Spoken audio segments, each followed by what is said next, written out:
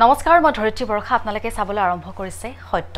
অৰুণোদয় হিতাধিকাৰী সকলৰ বাবে এটা ভাল খবৰ লৈ আহিছো আজি অসম চৰকাৰে মুকলি কৰিলে তৃতীয় পৰ্যায়ৰ অৰুণোদয় আঁচনি নতুনকৈ অন্তৰ্ভুক্ত হ'ব ৩৭,০২,০০০ পৰিয়াল অৰুণোদয়ৰ জৰিয়তে পোনপটীয়াকৈ হিতাধিকাৰীয়ে লাভ কৰিব চৰকাৰী ধন আৰু আপোনালোকৰ বাবে এটা মুহূৰ্তত ভাল খবৰ জনাই আছো ৰাজ্যৰ প্ৰতিগৰাকী মহিলাৰ বাবে এটা মুহূৰ্তত ভাল খবৰ জনাই আছো আজি মুখ্যমন্ত্ৰী ডক্টৰ হিমন্ত বিশ্ব শৰ্মাই এক মন্তব্য আগবঢ়াইছে পৰিয়ালৰ জ্যেষ্ঠ মহিলাগৰাকীৰ নামত লাভ কৰিব এই ধন আৰু এতিয়া আমি আপোনালোকক জনাব বিচাৰিম যে আপুনি এই ধন বা লাভ কৰিবলৈ আপুনি আবেদন কেনেদৰে কৰিব বা কি নথিপত্ৰৰ আপোনাক প্ৰয়োজন হ'ব সেই কথা আপোনালোকক জনাবলৈ চেষ্টা কৰিম আপুনি যদি অৰুণোদয় আঁচনিৰ বাবে আবেদন কৰিব বিচাৰিছে তেন্তে আপোনাৰ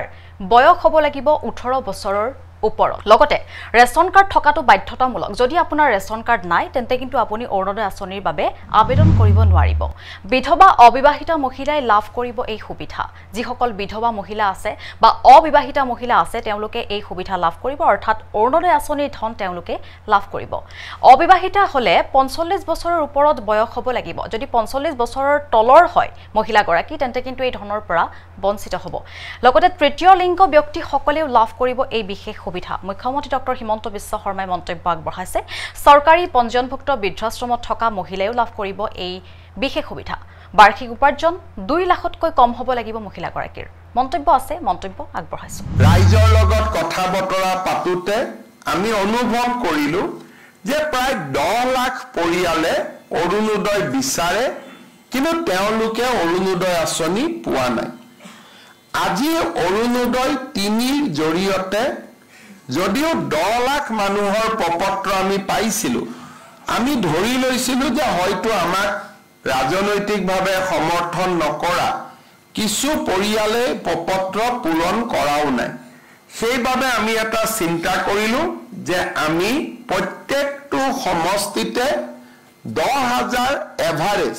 কৰবাত সমষ্টিত বেছি মানুহ আছে অলপ বেছি পাব কম মানুহ আছে কম পাব এভাৰেজ 10,000 অৰ্থাৎ আমি 12,60,000 পৰিয়ালক অৰুণোদয় আঁচনিৰ সুবিধা নতুনকৈ দিয়াৰ ব্যৱস্থা কৰিম আৰু এইবাৰ আমি আপোনালোকক জনাব বিচাৰিছো কোনে কোনে অৰুণোদয় আঁচনিৰ ধন লাভ নকৰিব বা এই বিশেষ সুবিধা কোনে কোনে লাভ নকৰিব যদি কোনোবাৰ 4চকীয়া গাড়ী আছে তেন্তে কিন্তু এই সুবিধা তেওঁলোকে লাভ নকৰিব অৰ্থাৎ 4চকীয়া গাড়ী থকা পৰিয়ালে এই সুবিধা লাভ নকৰে চৰকাৰী চাকৰিয়াল আয়কৰ পৰিশোধ কৰা ব্যৱসায়ীও লাভ নকৰে এই বিশেষ সুবিধা অৰ্থাৎ অৰুণোদয় আঁচনিৰ ধন তেওঁলোকে লাভ নকৰিব সাংসদ বিধায়ক মুখ্য কাৰ্যবাহী সদস্যৰ প্ৰাক্তন বিধায়ক প্ৰাক্তন মুখ্য কাৰ্যবাহী সদস্য প্ৰাক্তন কাৰ্যবাহী সদস্য পৰিয়ালেও লাভ নকৰে অৰুণোদয় আঁচনিৰ ধন আৰু অংগনবাড়ী কৰ্মী মধ্যাহ্ন ভোজন কৰ্মী আশা কৰ্মী সকলেও আবেদন কৰিব নোৱাৰিব গতিকে এই মুহূৰ্তত মন্তব্য আছে মন্তব্য আগবঢ়াইছো প্ৰথম অৰুণোদয় পাব কোনে লাগে বিধৱা মহিলাগৰাকী অৰ্থাৎ যি পৰিয়ালত বিধৱা মহিলা আছে সেই পৰিয়ালে অৰুণোদয় আঁচনি পাব লাগে যদি কোনোবা পৰিয়ালত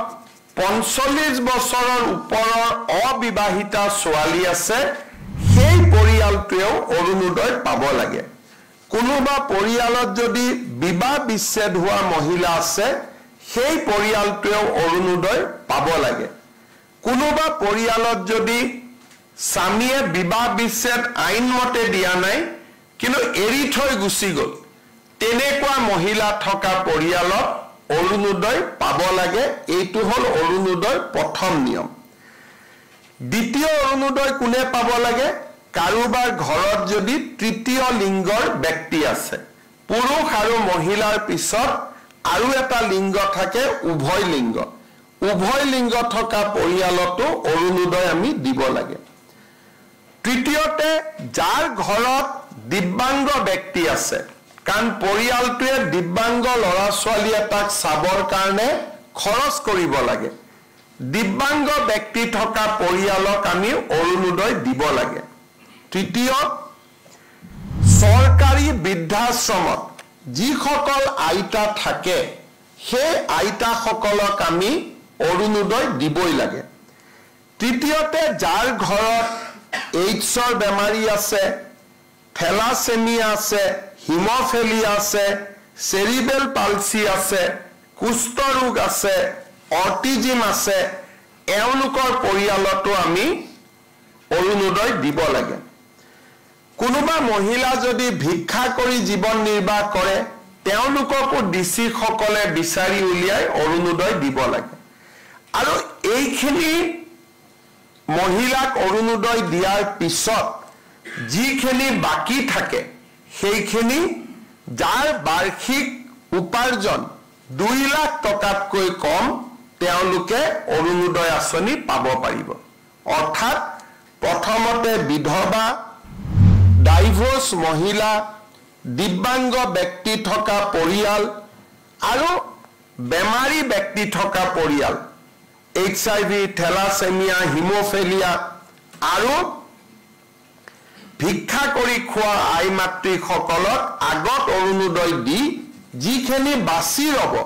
সেইখিনি আমি দুখীয়া পৰিয়ালক অৰুণোদয় দিম 2 লাখ টকাতকৈ যাৰ আৰ্থিক উপাৰ্জন কম ৰেশন কাৰ্ডৰ ক্ষেত্ৰত আমি 4 লাখ টকাৰ মৰ্যাদা ৰাখিছো যে 4 লাখ টকা বাৰ্ষিক উপাৰ্জন হলেও ৰেশন কাৰ্ড পাব কিন্তু অৰুণোদয় 2 লাখ টকা বাৰ্ষিক উপাৰ্জন হলে অৰুণোদয় পাব তাতকৈ বেছি টকা উপাৰ্জন কৰা পৰিয়ালে অৰুণোদয় নাপায় ৰেশন কাৰ্ডৰ ক্ষেত্ৰতো আমি এটা নিয়ম কৰিছো যে 2 লাখৰ তলৰ পৰিয়ালক প্ৰথমতে ৰেশন কাৰ্ড দিহে বাকি থকা ৰৈ যায় তেতিয়াহে আমি 4 লাখলৈকে যাম নহলে আমাৰ মানদণ্ড 2 লাখ টকাতে সীমাবদ্ধ হ'ব এতিয়া অৰুণোদয় কোনে কোনে নাপাব এই বিষয়ে আমি জনাটো উচিত আমাৰ মন্ত্ৰী বিধায়ক প্ৰাক্তন মন্ত্ৰী প্ৰাক্তন বিধায়ক এওঁলোকৰ পৰিয়ালে অৰুণোদয় নাপায় পঞ্চায়তী ৰাজৰ বৰ্তমানৰ সদস্য বা কোনোবাই যদি মেম্বাৰ অহা ইলেকশ্যনত জিকে বা প্ৰেসিডেন্ট সেক্ৰেটাৰী জিকে তেওঁলোকে নিজৰ নাম অৰুণোদয়ৰ পৰা বাদ দিব লাগিব আজিৰ দিনত পঞ্চায়ত নাই সকলোৱে ল'ব পাৰিব কিন্তু যদি তেওঁলোকে ভৱিষ্যতে পঞ্চায়তত মেম্বাৰ সদস্য প্ৰেসিডেন্ট হয় অৰুণোদয় আজি ললেও তেতিয়া তেওঁলোকে অৰুণোদয়টোৰ পৰা নিজৰ নাম গুচাব লাগিব যিসকলে মেম্বাৰ প্ৰেসিডেন্ট হম বুলি ভাবি থৈছে তেওঁলোকে এই পইণ্টটো মনত ৰাখিব চৰকাৰী চাকৰিয়াল পেছাদাৰী ব্যক্তি শিক্ষক পেনশনাৰ আন কোনেও অৰুণোদয় নাপাব আনকি অঙ্গনবাদী কৰ্মী আশা ওয়াৰ্কাৰেও অঙ্গনবাদী আমাৰ অৰুণোদয় নাপাব আৰু ইতিমধ্যে মুখ্যমন্ত্ৰী ডক্টৰ হিমন্ত বিশ্ব শৰ্মাই আজি শুভাৰম্ভণি কৰিছে অভিলাষী আঁচনিখন ইতিমধ্যে আঁচনিখনৰ জৰিয়তে লাখ লাখ মহিলা লাভান্বিত হৈছে বহুতো মহিলাৰ মুখত হাঁহি বিৰিঙিছে এই ধন তেওঁলোকে লাভ কৰিছে প্ৰতিমাহে 1200 টকা যদি এগৰাকী মহিলাৰ একাউণ্টত জমা হয় তেন্তে সেই মহিলাগৰাকী কিমান সুখী হ'ব পাৰিব যিসকল মহিলা এই ধন লাভ কৰিছে সেই মহিলাসকলেহে জানিব পাৰিছে তৃতীয় পৰ্যায়ৰ অৰুণোদয় সুবিধা ল'বলৈ হলে বৰ্তমানৰ হিতাধিকাৰী সকলকে ধৰি যোগ্য মহিলাই ইয়াৰ বাবে আবেদন কৰিব পাৰিব আৰু এই সন্দৰ্ভত আপোনালোকৰ মতামত আপোনালোকে জনাব পাৰে ইতিমধ্যে কমেন্ট সেকশন খোলা আছে তাত আপোনাৰ মতামত জনাওক আৰু ভিডিঅটো চাই থকাৰ বাবে ধন্যবাদ জনাইছো